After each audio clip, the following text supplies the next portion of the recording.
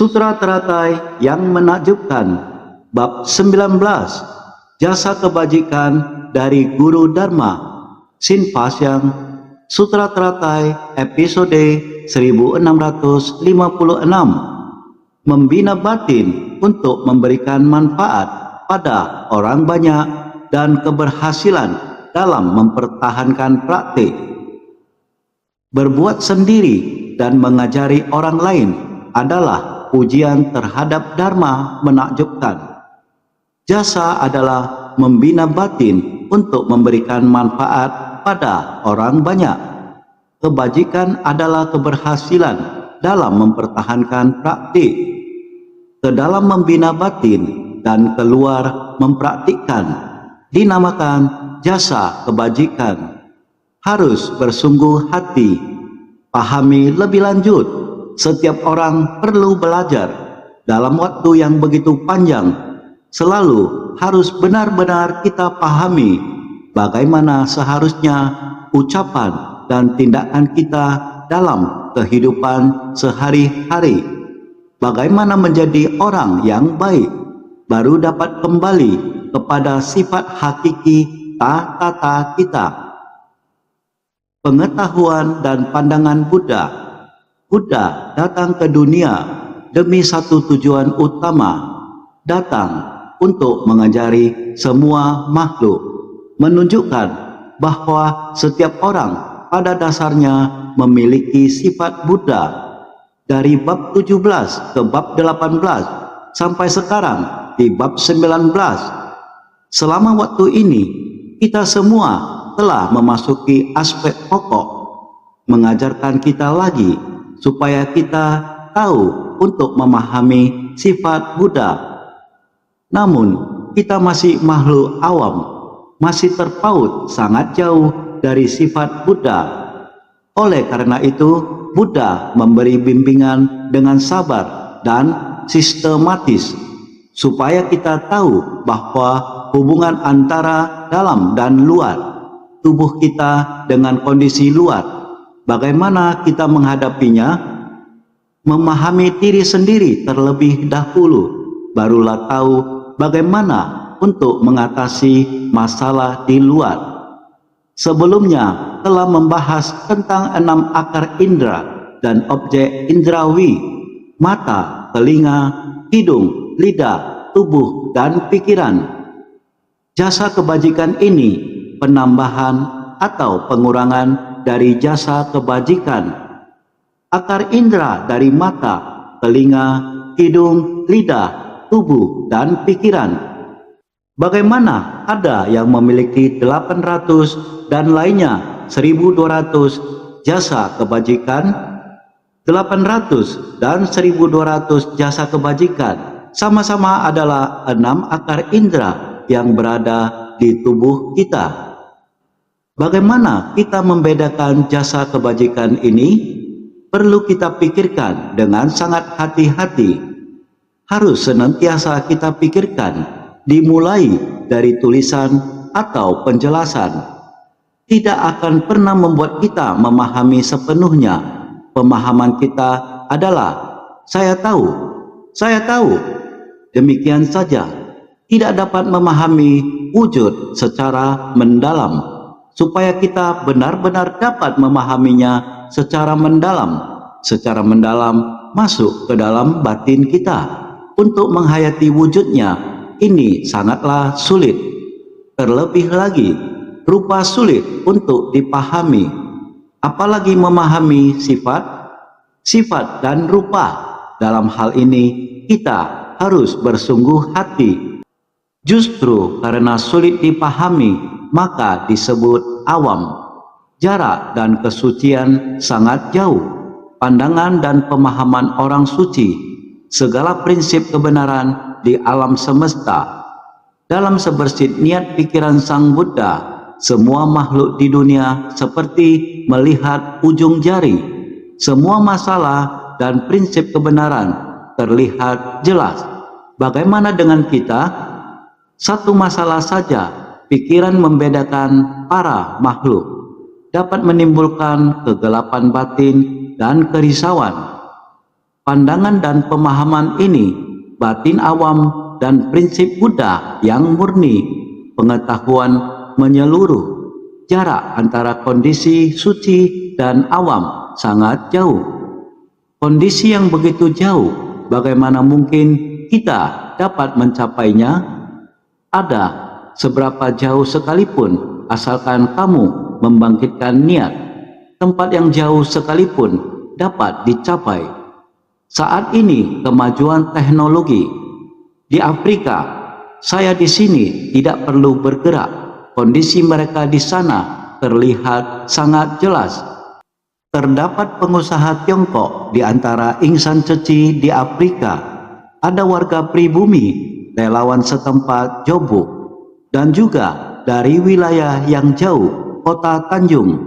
Katanya menempuh jalan 1000 hingga 2000 kilometer. Mereka juga datang.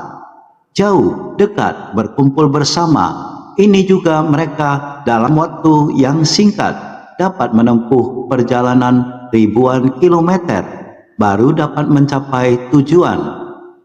Sesama manusia demikian berkumpul bersama, sangat bersuka cita. Semua orang di sana berkata, kami ternyata di Jobuk, Afrika, dapat bertemu dengan master, para relawan setempat. Mereka hadir di Jobuk untuk bertemu master. Ini sungguh benar, sungguh nyata. Semua orang berkata, mereka akhirnya bertemu dengan master. Sangat bersuka cita. Tubuh ini, fisik tubuh kita saat ini adalah umat awam. Kita adalah mengandalkan kemajuan teknologi saat ini. Ini bukan diri kita sendiri. Hanya karena ada begitu banyak orang, kesungguhan begitu banyak orang untuk menemukannya. Penemuan sekarang ini adalah membuktikan Sang Buddha, kebijaksanaan Sang Buddha. Mata ini bisa tembus melihat seluruh dunia. Mata bisa melihat surga tanpa berhentinya, selapis demi selapis mengarah ke atas melihatnya. Saat ini ahli astronomi, bukankah demikian? Planet mana yang mengelilingi matahari? 1 tahun mereka adalah bumi kita berapa tahun? Sama dengan planet kita, namanya planet kecil Ceci. Saat ini di ruang angkasa sudah diberitakan 1 tahunnya adalah 5 tahun 7 bulan lebih. 5,62 tahun adalah 5 tahun dan 7,44 bulan. Oleh karena itu, berada di belahan pinggir langit saat ini dibicarakan sebenarnya sangat benar. Ini adalah umat manusia bisa mengakuinya secara umum. Ada nama planet ini, waktunya adalah demikian. Oleh karena itu, Buddha mengatakan 1 hari di surga Tusita adalah 100 tahun bumi kita.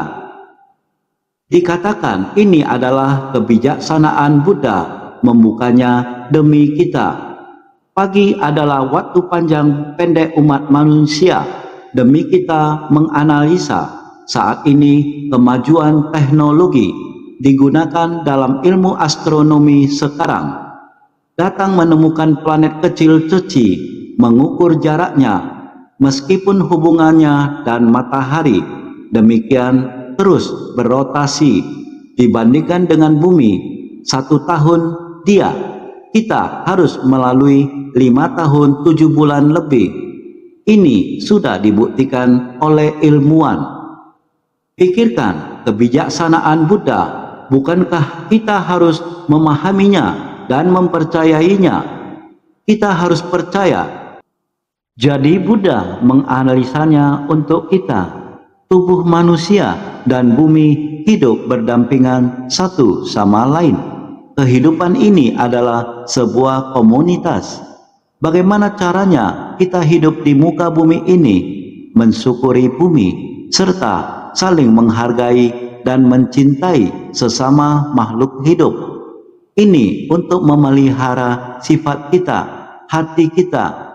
Kita harus membuka dan memiliki kelapangan dada seluas jagat raya, mulai belajar dari dunia manusia, senantiasa bersyukur, saling mengasihi dengan cinta universal tanpa adanya kepentingan pribadi.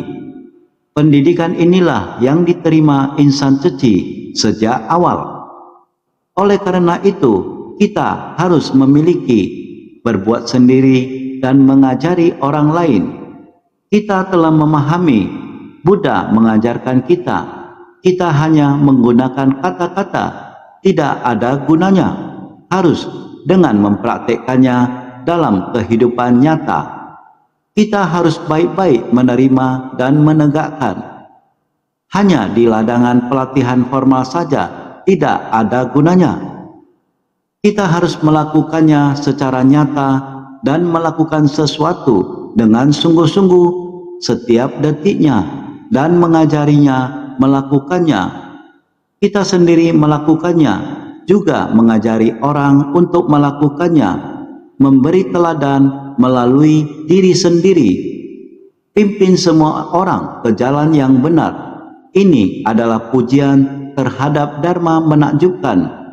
Karena kita bersukacita, karena kita mengakuinya, karena kita memuji, kita baru bersedia untuk mempraktikkan dalam tindakan nyata seperti ini. Karena semua orang melakukannya dengan sangat sukacita, bersumbangsi tanpa pamrih, kemudian mengatakan, terima kasih, an lagi. Ini adalah Dharma sejati, saling memuji, saling bersyukur. Bukankah ini merupakan kondisi kehidupan yang sangat umum di kalangan insan suci? Kita sendiri melakukannya, kemudian kita memuji orang yang sedang melakukannya lagi. Yang dia lakukan lebih banyak daripada saya lakukan. Sangat hebat. Lihatlah, apakah kita tidak melakukannya? Kita juga melakukannya, akan tetapi kita membantu pencapaian orang untuk melakukannya dan memuji orang yang sedang melakukannya. Yang semacam ini adalah pujian terhadap Dharma menakjubkan, memberi manfaat bagi diri sendiri dan orang lain untuk membantu orang. Ini benar-benar kita harus merasa berharga karena memuji orang. Jadi, berbuat sendiri dan mengajari orang lain adalah pujian terhadap Dharma menakjubkan. Dharma kita adalah berada di praktik dalam tindakan nyata kita. Jalan yang bisa ditapaki bukanlah jalan yang diucapkan dengan mulut, tapi adalah jalan yang bisa kita tapaki. Jadi, jasa adalah membina batin untuk memberikan manfaat pada orang banyak. Apa yang disebut jasa kebajikan? Jasa adalah kita harus baik-baik dalam menggunakan hati yang tulus, membina batin untuk memberikan manfaat pada orang banyak. Ini disebut jasa. Jika kita tidak membina batin, Anda masuk dalam kerumunan orang banyak juga tidak ada gunanya. Tidak bisa untuk memberi manfaat bagi orang lain. Kita harus membina batin kita sendiri. Kita barulah benar-benar bisa masuk ke dalam kerumunan orang banyak. Barulah bisa membantu orang lain. Jika tidak kerumunan orang begitu banyak, semua orang hanya masuk ke dalam kerumunan saja. Apa yang mau dilakukan? Kita harus baik-baik membina diri sendiri. Dengan kita membina batin ini, ingin mau ke dalam kerumunan untuk membimbing orang. Orang yang memiliki batin yang sama dengan kita, kepercayaan yang sama dengan kita. Kita mempraktikkannya dalam tindakan nyata, dengan baik di dalam kerumunan. Dengan demikian kita sendiri bisa bersumbangsi. Orang-orang juga sama bisa bersumbangsi. Inilah jasa. Terhadap kerumunan orang banyak memiliki efek jasa. Terhadap diri sendiri juga sangatlah realistis. Jadi ini disebut membina batin untuk memberikan manfaat pada orang banyak. Bagaimana dengan kebajikan? Kebajikan adalah keberhasilan dalam mempertahankan praktik. Kita bukan hanya harus membina di dalam batin, kita juga harus mempraktikkannya dalam tindakan nyata. Saya sering memberitahu Anda semua, setiap perilaku dan gerakan badan kita tidak lain merupakan pandangan orang lain terhadap kita. Orang lain bersungguh hati mempelajari kita, sehingga pada setiap tindakan kita menunjukkan hakikat kita membina diri. Oleh karena itu, kebajikan adalah keberhasilan dalam mempertahankan praktik. Jika kondisi bentuk dan sifat martabat Anda sendiri pada tindakan dan pekerjaan Anda akan menjadi alamiah tanpa kesengajaan, secara alami orang akan melihat, merasa telah melihat martabat yang agung, baik dalam hal apapun, dalam tindakan apapun. Semua orang dapat bersukacita dan memberikan pujian. Inilah yang disebut kebajikan. Ketika Anda memimpin orang, selama Anda melatih batin dan mempertahankan praktik, kata yang Anda bicarakan, hal yang ingin Anda perbuat, semua orang akan bersama-sama mewujudkannya. Inilah yang disebut dengan jasa kebajikan. Ini disebut dengan membina diri.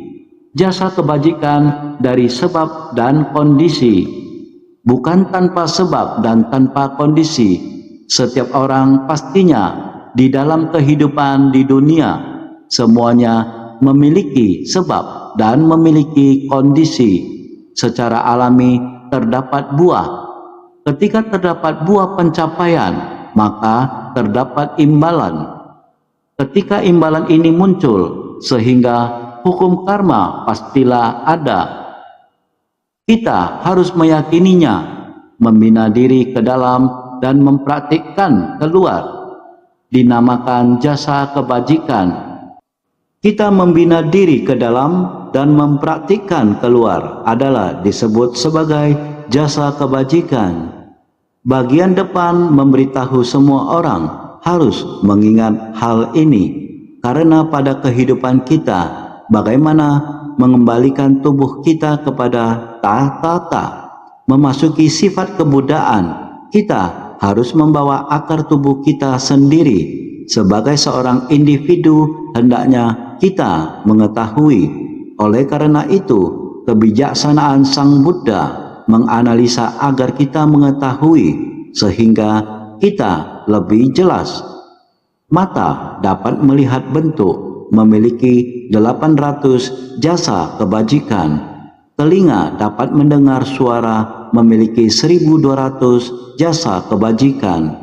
Hidung dapat mencium bebauan, memiliki 800 jasa kebajikan. Lidah dapat mengecap rasa, memiliki 1200 jasa kebajikan. Tubuh dapat merasakan sentuhan, memiliki 800 jasa kebajikan. Pikiran dapat mengetahui dharma, memiliki 1200 jasa kebajikan. Mata dapat melihat bentuk, sehingga memiliki 800 jasa kebajikan. Karena mata masih memiliki berbagai keterbatasan, dapat melihat depan dan samping, namun tidak dapat melihat ke belakang pada saat yang sama. Ini adalah mata fisik dengan keterbatasannya.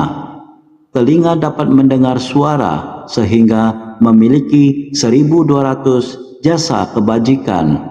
Hidung dapat mencium aroma yang wangi, sehingga memiliki 800 jasa kebajikan. Juga disebabkan membantu kita bernafas. Sedangkan lidah dapat menjadi alat perasa, seperti manis, pahit, dan asin. Juga memiliki fungsi penting, yaitu menyampaikan ajaran, mendorong orang berbuat baik, mendengarkan ajaran kebajikan. Oleh karena itu, lidah juga memiliki 1.200 jasa kebajikan. Tubuh memiliki kemampuan merasakan sentuhan seperti keras, lembut, panas, atau dingin.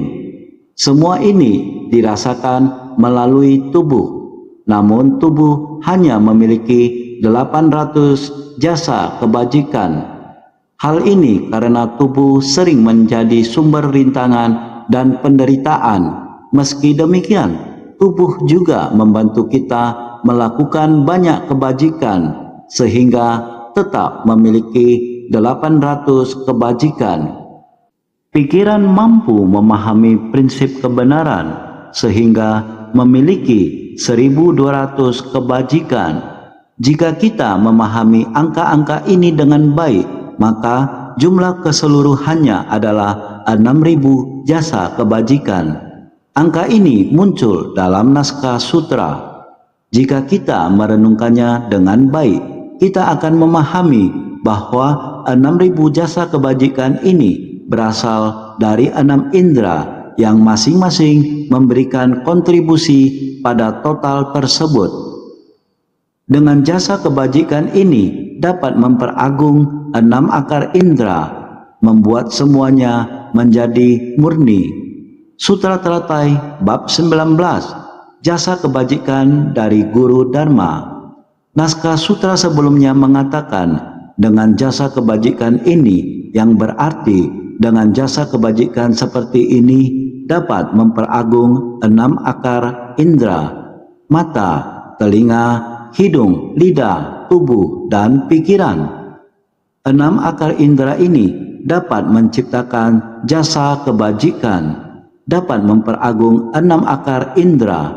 Apabila kita melakukan kebajikan, melihat hal-hal baji, melakukan kebajikan, ataupun dapat mendengar kata-kata baji, dengan sendirinya kita dapat merespon hal-hal yang baji dan lain sebagainya. Apabila kita menggunakan 6 akar indera kita untuk melatih diri, ini akan menjadi jasa kebajikan kita. Jasa kebajikan yang diciptakan oleh 6 akar indera, itulah yang disebut dapat memperagung 6 akar indera. Oleh karena itu, membuat semuanya menjadi murni. Saat 6 akar indera kita menjadi agung, segala hal yang kita lakukan tidak akan tercemar. Seperti insan Cuci Mozambik, Afrika, semua orang sangat disiplin. Mereka mengenakan seragam biru putih mereka yang sangat bersih. Mereka mengenakan celana atau rok putih mereka. Semua orang duduk di tanah dengan alami sendirinya. Mereka dapat di sana duduk ataupun bersujud di sana. Namun, mereka masih dapat menjaga kebersihannya. Suasananya sangat hikmat. Dengan 6 akar indera mereka di tanah ini, juga dapat menunjukkan kesucian dan keagungan. Ini tidak mudah dilakukan, namun kebersihan, kemurnian yang kita bicarakan ini adalah segala kebajikan yang kita lakukan dengan tubuh kita, tindakan dari kelima indera kita, semua dilakukan dengan sepenuh hati di kehidupan kita sehari-hari. Kita tidak melakukan sesuatu yang tidak baji, tidak memikirkan sesuatu yang tidak baji, kita tidak memikirkannya, sehingga kita selalu melakukan tindakan yang baji. Kita melakukan kebajikan, memikirkan sesuatu yang baji. Yang kita pikirkan adalah sesuatu yang memberi manfaat untuk orang lain, dan lain sebagainya. Ini adalah bagaimana cara kita untuk melatih pikiran murni kita. Naskah sutra selanjutnya. Pria berbudi atau wanita berbudi ini dengan mata fisik murni yang terbawa lahir dari kedua orang tuanya akan dapat melihat 3.000 maharibu dunia, seluruh gunung, hutan, sungai, dan lautan di dalam dan di luarnya.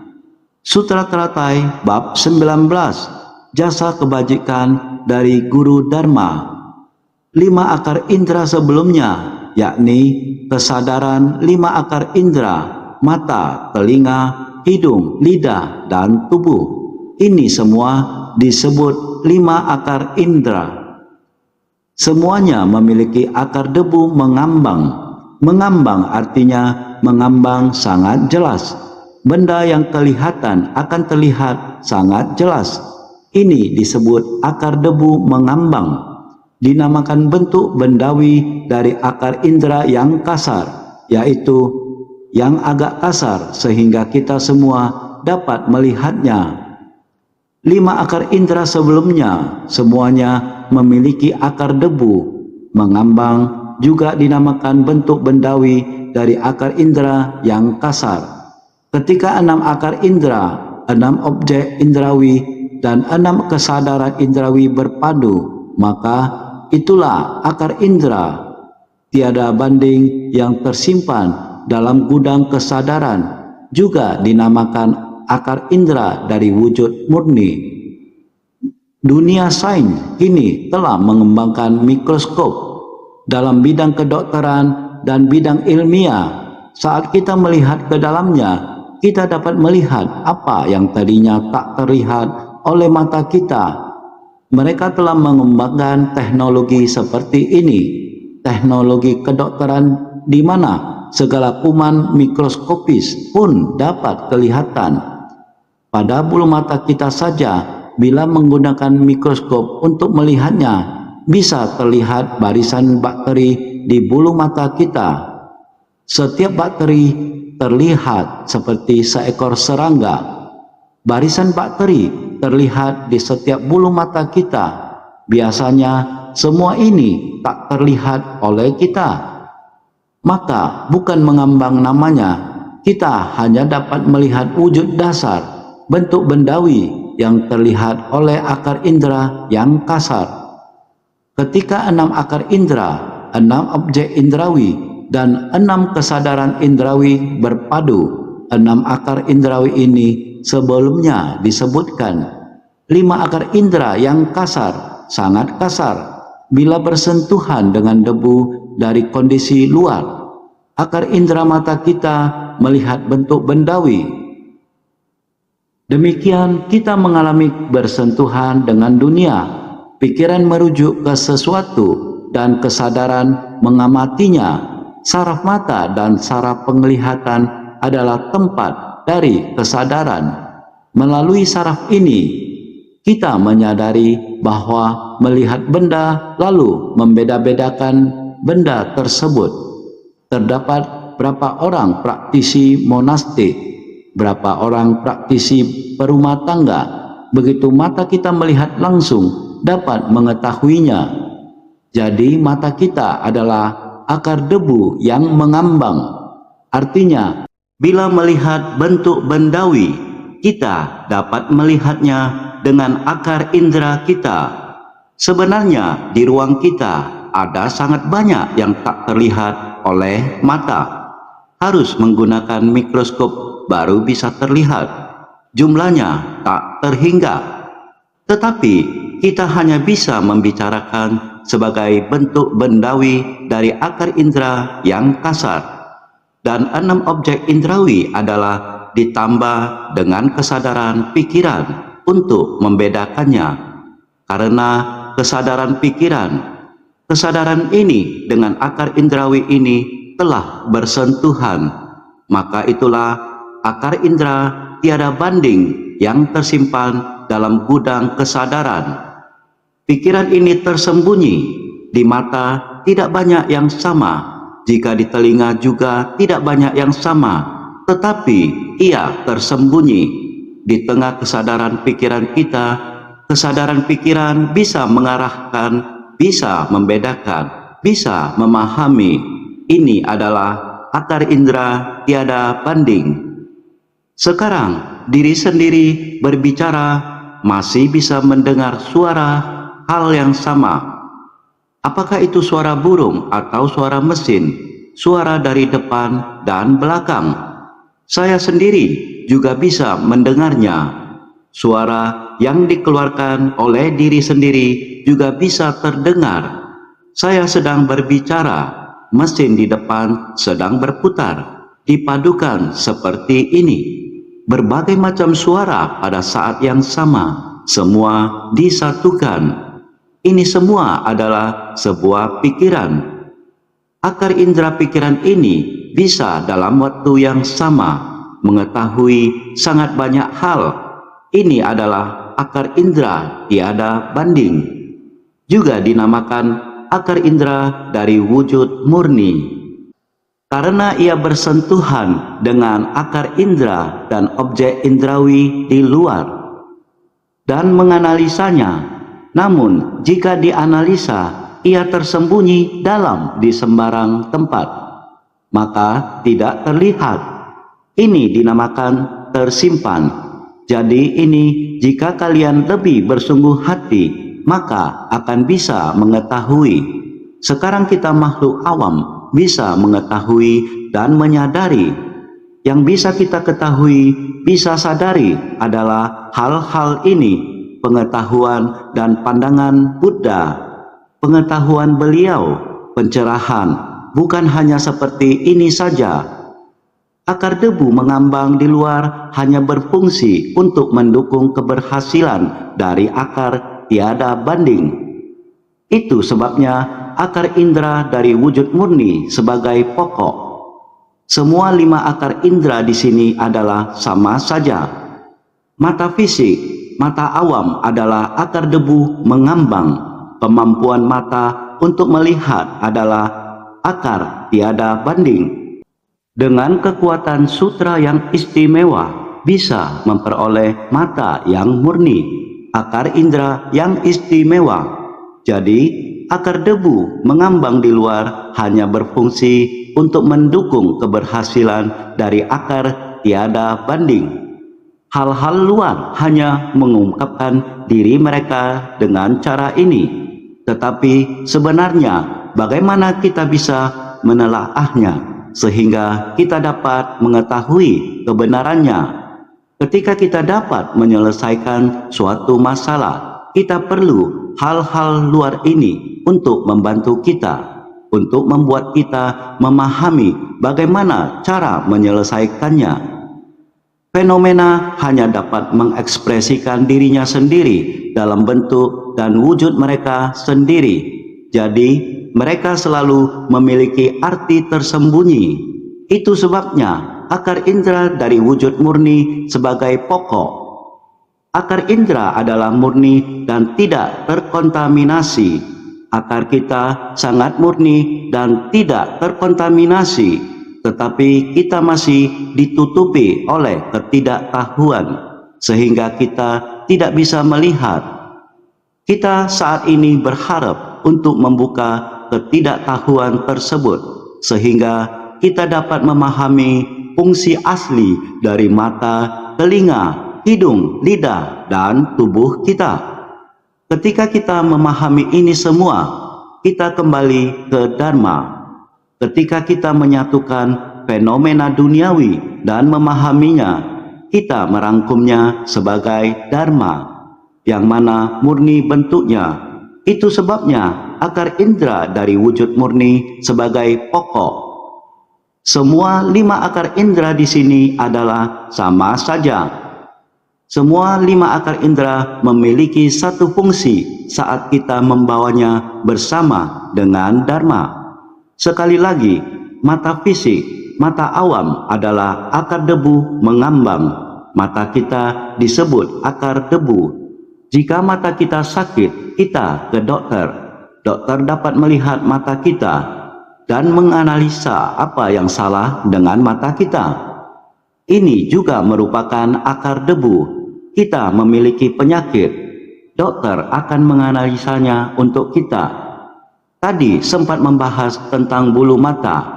Dokter, setelah pergi melihat dokter, dokter pun mengetahui kenapa matanya selalu gatal, kenapa dia merasa tidak nyaman, dan lain-lain. Lalu menyadari bahwa ada banyak cacing di matanya. Cacing itu tidak terlihat. Jadi ini memanfaatkan lingkungan untuk mengetahui bakterinya, apa saja yang ada di dalam organ-organ tubuh seseorang. Alam semesta kecil kita ini dipahami melalui instrumen yang sangat tepat. Namun, setelah memahaminya, apa yang terjadi dengan prinsip dan fisiologi ini? Kita mengetahui fisiologi dan struktur tubuh. Namun, bagaimana kita dapat mengungkap misteri kehidupan? Tidak ada yang mengetahui hal ini. Hanya Buddha yang mengetahui. Karena jika Anda mengumpulkan semua hal yang Anda ketahui dengan mata ini, cara ini tidak dapat dijelaskan. Dharma sejati, kebenaran sejati, merupakan orang bijak yang tercerahkan. Pencerahan agung alam semesta hanya kombinasi dari semua detail yang sangat halus dan sangat tepat di alam semesta. Itulah yang dapat membentuk kebenaran sejati. Maka kemampuan mata untuk melihat adalah akar tiada banding. Setelah kita melihat, semua dipadukan dan disimpan ke dalam gudang. Tersimpan dalam gudang kesadaran. Akar tiada banding akan memadukan semua ajaran ini.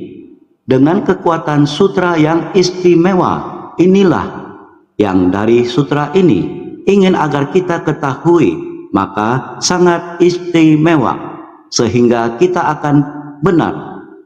Kita harus segera memahaminya, memahami bagaimana menjelaskan makna dari sutra ini, agar semua orang mengerti.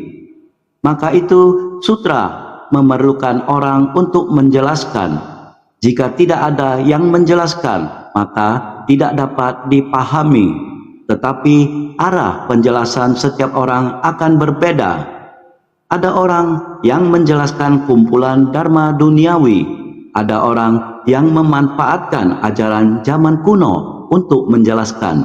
Namun, kita hidup di dunia, kita harus tahu bahwa di dalam kehidupan kita harus dapat menganalisa fungsi dari mata kita sebenarnya ada di mana, kebajikan dari mata, di mana manfaatnya bagi kita, di mana kerugiannya bagi kita.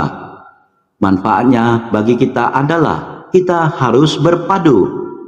Setelah kita menurut ajaran dari sutra, berarti kita melatih diri, mempertahankan praktik diri sendiri. Selain itu, masih harus mengajak orang lain untuk melatih diri. Kesemua ini menunjukkan hati kita menuju pada kebajikan. Dalam sutra ini, kitab sutra ini, kekuatan dari Dharma. Sutra adalah jalan. Dari segi kekuatan Dharma, kita dapat menghayatinya. Ini disebut mata murni. Kita menggunakan mata murni untuk melihat Dharma ini, menganalisa Dharma yang menakjubkan dan halus ini, sehingga mata jernih, akar murni. Karena keistimewaan sutra, sehingga kita mendapatkan mata jernih, akar mata. Sangat istimewa. Inilah pria berbudi atau wanita berbudi ini dengan mata fisik murni yang terbawa lahir dari kedua orang tuanya. Mata terdiri dari 5 jenis: mata fisik, mata awam, mata dewa, mata kebijaksanaan, mata dharma, dan mata Buddha. Secara khusus disebutkan pria berbudi atau wanita berbudi, yaitu orang-orang yang baik, yang siap menerima dharma, yang dengan mata fisik murni yang terbawa lahir dari kedua orang tuanya, yang memungkinkan mereka melihat dan menerima segala sesuatu di dunia, serta memahami dharma yang ada di dalamnya. Mata terdiri dari 5 jenis: mata fisik, mata awam, mata dewa, mata kebijaksanaan, mata dharma, dan mata Buddha. Saat melafalkan sutra intan, muncul kelima jenis mata ini. Berdasarkan penggunaannya dibagi menjadi 5 jenis: mata fisik, dapat melihat rintangan yang tidak tembus. Mata dharma hanya dapat mengamati fenomena duniawi. Mata dewa dapat menembus semua tanpa rintangan.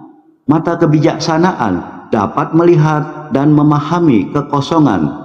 Mata Buddha bersinar bagaikan 1000 mentari, sekalipun menerangi yang berbeda, namun adalah sama dalam esensi. Dalam Sutra Intan, kita dapat memahami mata fisik. Mata fisik dapat melihat rintangan dan tidak tembus. Kita sebagai makhluk awam, meskipun kita tahu bahwa mata digunakan untuk melihat, ada keterbatasan dalam pandangan. Kita memahami istilah-istilah ini, tetapi kita masih perlu menggunakan peralatan tambahan, baik teknologi medis maupun instrumen ilmiah. Hanya peralatan ini yang bisa memahami hal-hal yang sangat kecil seperti mikroba. Tanpa bantuan ini, kita tidak bisa berbuat apa-apa, sehingga ada batasan dalam pandangan kita. Oleh sebab itu, mata fisik harus bergantung pada alat bantu lain agar dapat menjadi lebih jelas. Tanpa bantuan, mata fisik kita tidak dapat memahami secara menyeluruh. Mata dharma hanya dapat mengamati fenomena duniawi. Mata dharma digunakan untuk memahami keduniawian. Ini adalah prinsip kebenaran tentang keduniawian. Disebut fenomena duniawi, tidak memahami semuanya, karena kita sekarang membaca dan melafalkan kitab sutra. Kita telah memahami dharma keduniawian, jadi membuat kita mampu membedakan dengan jelas antara benar dan salah. Kita tidak terpengaruh oleh pencemaran ini, mengarahkan batin kita sepenuhnya pada dharma. Dengan demikian, kita memiliki mata dharma.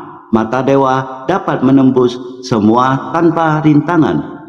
Terlebih lagi, ketika kita sampai di mata dewa, kita tidak harus bergantung pada instrumen. Mata dewa punya cara untuk melihat, menembus semua tanpa rintangan. Kitalah yang punya keterbatasan, tapi dewa melihat semua tanpa rintangan. Berikutnya, mata kebijaksanaan dapat melihat dan memahami kekosongan. Kekosongan adalah kekosongan sejati. Mata kebijaksanaan menganalisis semua hal dengan sangat jelas bahwa mereka semua kosong. Kita terus berbicara tentang kekosongan sejati di masa lalu. Ini adalah kekosongan yang sebenarnya dan juga keberadaan yang menakjubkan. Jika kita melihat keberadaan yang menakjubkan dalam kekosongan sejati, kita telah benar-benar mencapai mata Buddha. Mata Buddha bersinar bagaikan 1000 mentari, sekalipun menerangi yang berbeda, namun adalah sama dalam esensi. Dengan mata Buddha, kita dapat melihat segala sesuatu dengan jelas. Sang Buddha juga memiliki mata yang diberikan oleh orang tuanya.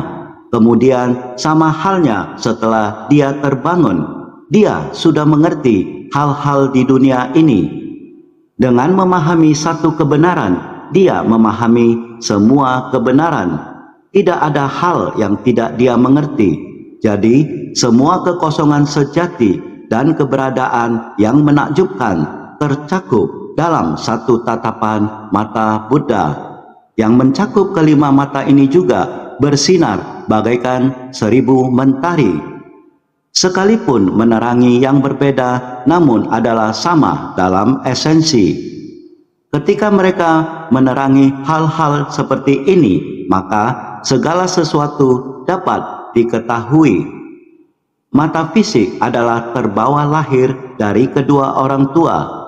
Jika dikatakan murni, maka 4 unsur utama menjadi murni dan menciptakan mata dari akar tiada banding. Bukan lagi mata fisik dari akar debu mengambang.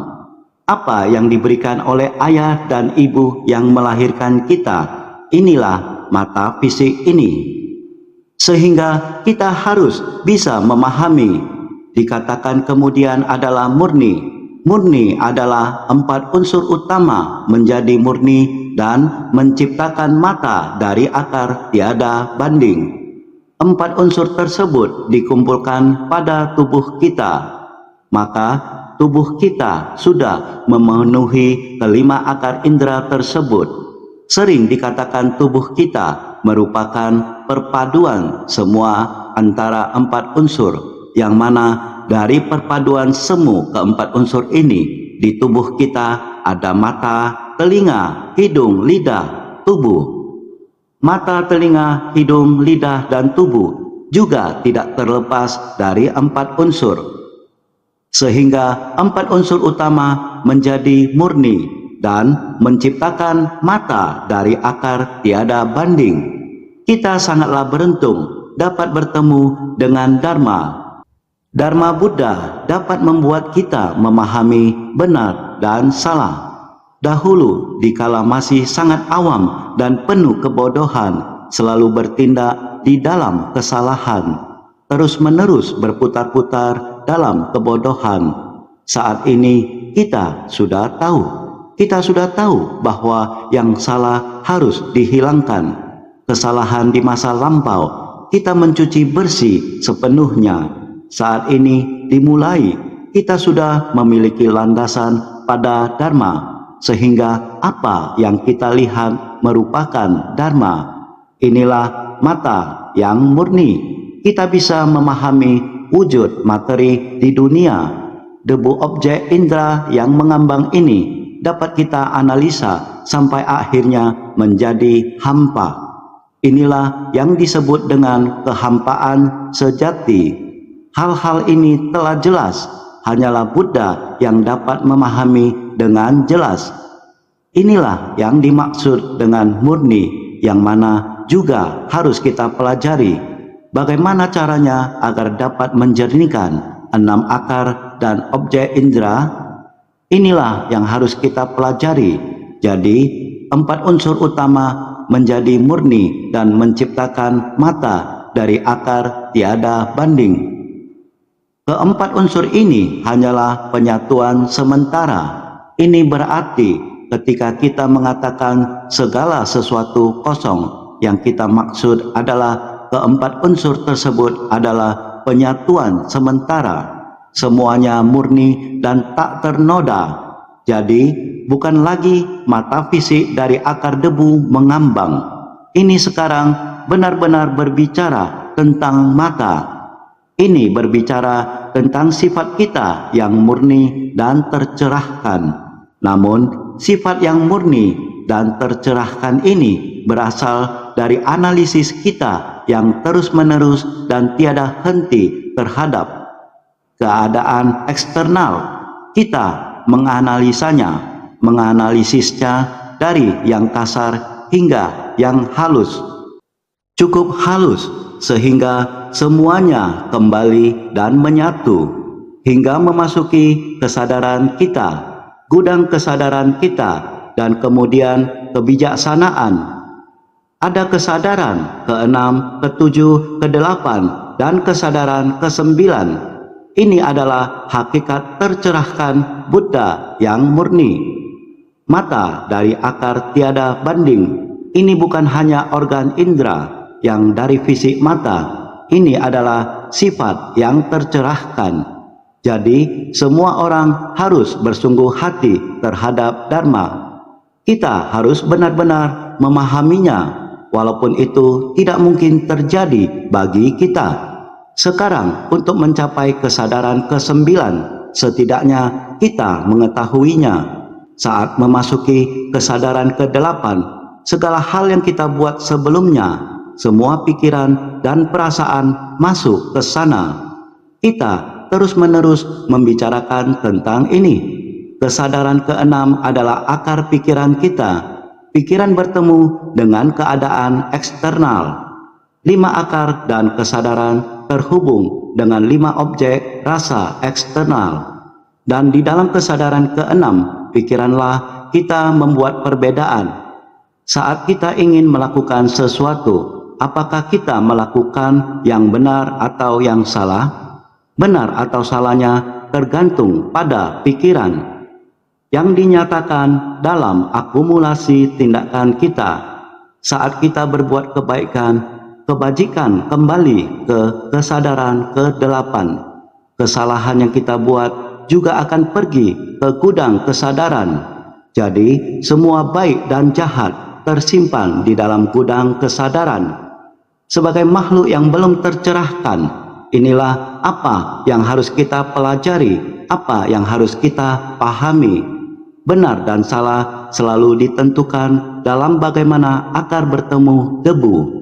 Jika kita bisa membedakan dengan jelas antara baik dan jahat, maka kita bisa pelan-pelan melenyapkan kejahatan dan pelan-pelan meningkatkan kebajikan kita.